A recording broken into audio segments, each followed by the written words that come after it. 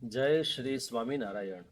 યદપાંગ પરિસ્પંદે વિશ્વમેતદ વ્યવસ્થિતમ સ્વામિનારાયણો શ્રીમાન સ્વયં વિજય તેતરામ. સર્વાવતારી ઈષ્ટદેવ ભગવાન શ્રી સ્વામિનારાયણ મહાપ્રભુ આ ધરતી ઉપર પધારી અનેક માનુષી લીલા કરી અને શ્રીજી મહારાજના દિવ્ય ચરિત્ર મહારાજની આજ્ઞા પ્રમાણે કે વચનામૃત પ્રમાણે કહીએ તો અમારા કરેલા ચરિત્ર મુમુક્ષુ જીવોને પરમ કલ્યાણ આપનારા છે. આવું જ એક દિવ્ય અદ્ભુત અને અલૌકિક ચરિત્ર એટલે ગઢપુરનું છે. એક દિવસનો ભક્તો સમય છે.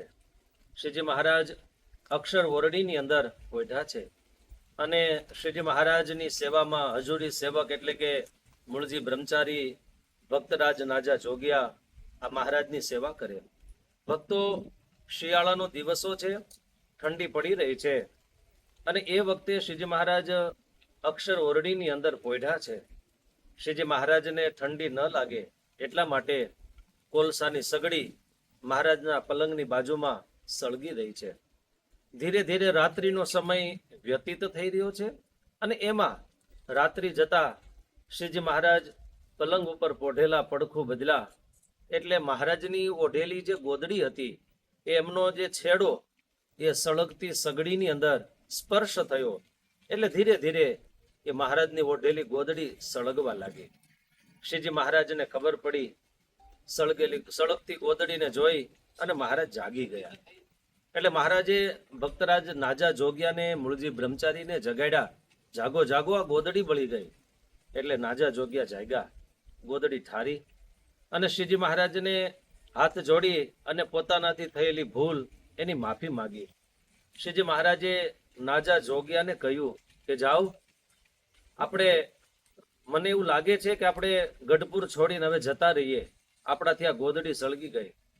એટલે હજુરી સેવક આજ્ઞાંકિત સેવક એટલે નાજા જોગ્યાએ મહારાજને કીધું કે મહારાજ, આપણે મોટીબાની રજા લઈ અને વાત કરી અને પછી જવું જોઈએ. સારું. તો મહારાજે નાજા જોગ્યાને મોટી બા પાસે રાત્રે મોકલ્યા.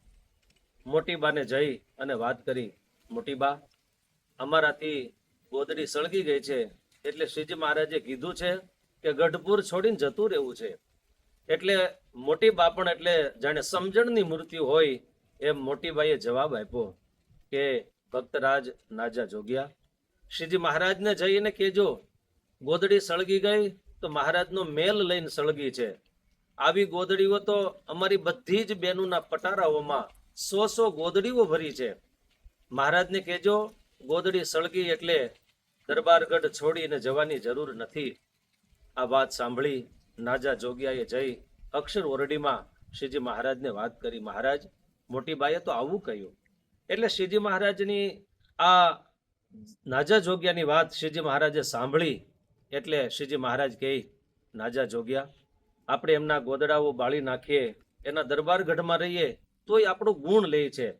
તો માટે મને એવું લાગે છે કે આપણે જે સ્ત્રી ભક્તોને દર્શનની જે બંધી કરી છે એ આપણો જો અવગુણ ન લેતા હોય તો જઈ અને મોટી બાને એમ કહેજો કે મહારાજે રાજી થઈ અને તમને બંને દરવાજાના તિરાડમાંથી દર્શન કરવાની છૂટ આપી છે. આ વાત મહારાજની સાંભળી નાજા જોગ્યા મોટી બા પાસે જઈ અને વાત કરી. મોટી બા વગેરે જે સ્ત્રી ભક્તો હતા એ બધા જ ભક્તોએ મહારાજના દર્શન માટે અક્ષર ઓરડી તરફ આવ્યા. બંને દરવાજાના તિરાડમાંથી મોટી બા વગેરે સ્ત્રી ભક્તો દર્શન કરે છે અને એ વખતે મહારાજ અક્ષર ઓરડીમાં પોઢ્યા ગોદડીને ઊંચી કરી અને સળગેલી ગોદડી મોટી બાને દેખાડે છે. એટલે મોટી બા સહજતાથી બોલ્યા, મહારાજ, ગોદડી બળી ગઈ એ તો તમારો મેલ લઈને બળી, ભલે ને બળી ગઈ, ગોદડાની ક્યાં તાણ છે મહારાજ. એટલે શ્રીજી મહારાજે નાજા જોગ્યાને કીધું, નાજા જોગ્યા, આપણે દરવાજાની તિરાડમાંથી જે દર્શન કરે છે ને એ દરવાજો ખોલી નાખો, કારણ કે એને આપણો સહેજે અવગુણ કે અભાવ આવતો નથી. દરબારગઢની અંદર જે એ વખતે શ્રીજી મહારાજની કરેલી આ ભક્તો લીલા અદ્ભુત હતી. એ વખતે અક્ષર ઓરડીનો દરવાજો ખોલ્યો અને મોટી બા વગેરે સ્ત્રી ભક્તોએ ભાવથી શ્રીજી મહારાજના પંચાંગ પ્રણામ કરી અને મહારાજને પગે લાગ્યા. મહારાજે રાજીપો વ્યક્ત કર્યો અને એ વખતે શ્રીજી મહારાજે મોટી બા વગેરે સ્ત્રી ભક્તોને ખૂબ રાજી થઈ, એની સમજણની પ્રશંસા કરી ખૂબ હૃદયના રૂડા આશીર્વાદ આપ્યા.